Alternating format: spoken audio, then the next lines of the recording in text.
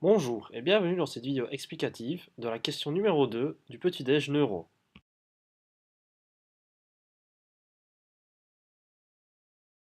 Commençons tout d'abord par l'anamnèse du patient. Il s'agit d'un homme de 69 ans, fumeur, obèse. Son indice de masse corporelle est de 54. Il est également toxicomane. Il déclare prendre régulièrement de la cocaïne et du crack. Il souffre d'hyperthyroïdie et d'hypertension artérielle. Il déclare également avoir du mal à mouvoir son bras droit ainsi que sa face. La mauvaise hygiène de vie du patient est sans doute le facteur principal qui conduira à la fibrillation auriculaire gauche du cœur du patient. Celle-ci, suivant la triade de Virchow, est un facteur prédisposant à la formation d'un caillot. Une partie de celui-ci va se détacher et aller se loger au niveau de l'artère sylvienne gauche.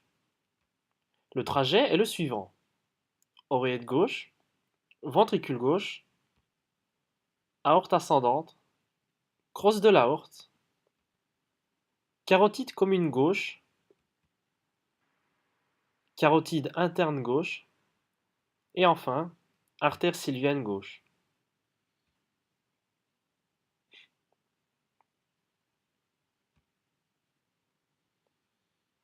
Ce qui explique la parésie brachiocéphalique spastique gauche du patient. Le traitement est le suivant. On donnera au patient du baclofène et on lui fera des injections de toxine botulique.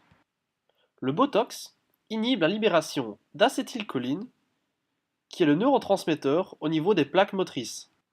Ceci aura pour conséquence de favoriser la relaxation musculaire et ainsi diminuer les spasmes. Le baclofène, quant à lui, est un agoniste GABAergique. L'effet est globalement le même que l'injection de toxine botulique, puisqu'il s'agit ici d'un relaxant musculaire. Passons enfin à la vulgarisation du processus physiopathologique afin de faciliter la compréhension du patient. Un caillot bouche une artère du cerveau, ce qui empêche le sang de passer correctement. Il s'ensuit une mauvaise nutrition des cellules de la partie atteinte, c'est-à-dire du territoire irrigué par cette artère bouchée. Cela va induire des lésions au niveau des cellules du cerveau, qui s'occupent de la motricité du patient, ce qui vont provoquer une incapacité à mouvoir correctement son bras droit ainsi que sa face.